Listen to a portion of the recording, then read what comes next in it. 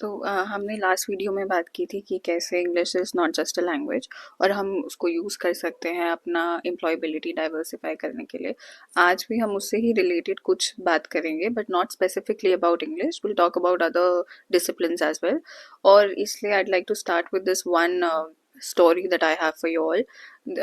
हमारे कॉलेज में जैसे सेमेस्टर एक्सचेंज प्रोग्राम है जिसमें बाहर से यूनिवर्सिटीज़ से फॉरेन कंट्री से बच्चे आते हैं, ठीक वैसे ही we have a semester exchange program for professors too. तो we had this professor for statistics जो मेरे ही स्टाफ रूम में बैठती थी, और हम दोनों over time we built a very good reputation and a very good bond. So she ended up telling me a lot about her kids and everybody.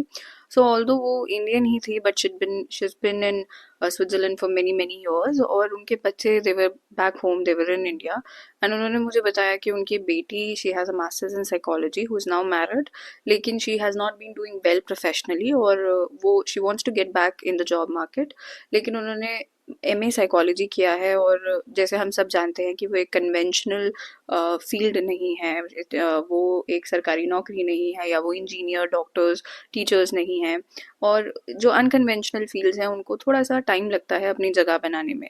So she was a little bit perplexed, और वो मुझसे पूछती थी कि वो क्या कर सकती हैं अपनी बेटी के लिए। एंड आई थिंक वहाँ से मुझे ये आइडिया ये ख्याल आया कि ये भी एक प्रॉब्लम है कि फ्लूइडिटी नहीं है हमारी सोसाइटी में। हमने बहुत रिजिड वॉल्स बना दी हैं करियर को लेके।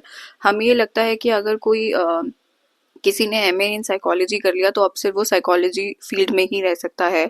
हमने ये सोच लिया कि किसी ने ह्यूमैनिटीज़ फील्ड ले लिया तो अब वो वहीं रह सकता है। मुझे ये लगता है कि वो जो फ्लूइडिटी है वो हमें सबसे पहले, अगर हमें अपने बच्चों की एम्प्लॉयबिलिटी बढ़ानी है या हमें खुद की एम्प्लॉयबिलिटी बढ़ानी है, तो हमें वो फ्लूइडिटी लेके आनी पड़ेगी। फॉर इंस्टेंस लेट्स से कि किसी बच्चे ने एमए इन साइकोलॉजी की है, लेकिन हम सब जानते हैं कि अपना एक क्लाइंटेल क्रिएट करते करते या फिर अपना एक क्लिनिक सेटअप करते करते, अपना एक नाम बनाते बनाते मार्केट में आपको कम से कम 5 से 6 साल लग जाएंगे जब तक आपके पास एक सॉलिड क्लाइंटेल आएगा।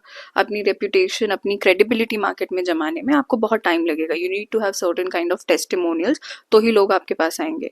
लेकिन उस बीच बच्चा क्या करेगा, वो 5 से 6 साल वो कैसे अपने आप को सस्टेन करेगा, अपना लाइफस्टाइल सस्टेन करेगा। तो उसके लिए जो मैं आपको सजेस्ट करूंगी वो है fluidity.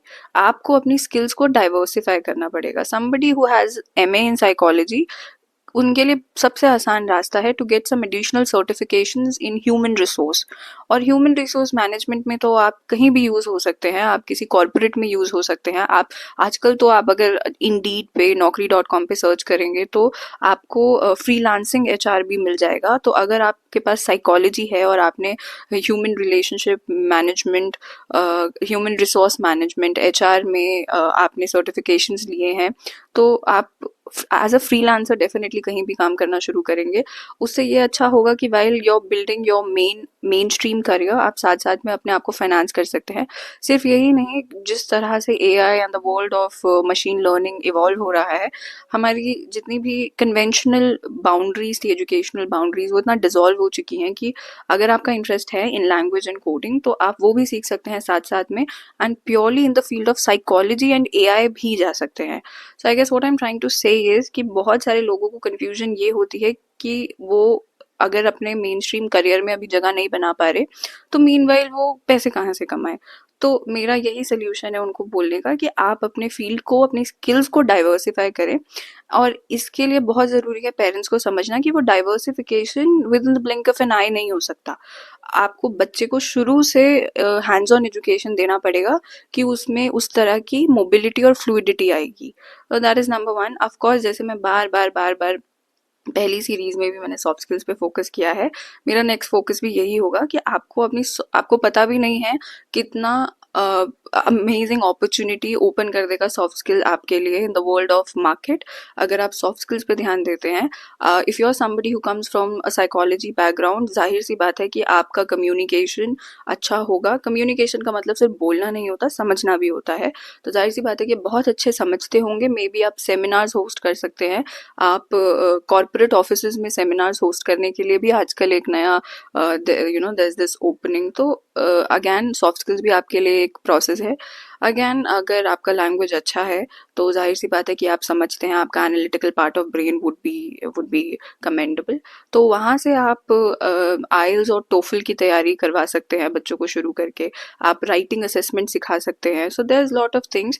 I guess the main gist of the conversation today is कि अगर आपको एम्प्लॉयबिलिटी ढूंढनी है, उससे पहले कि आपके मेन स्ट्रीम करियर में आप अपनी जगह नहीं बना पा रहे हैं लेकिन साथ साथ में आपको भी पैसे कमाते रहना है, तो उसका सबसे आसान तरीका होता है अपने स्किल्स को डाइवर्सिफाई करना।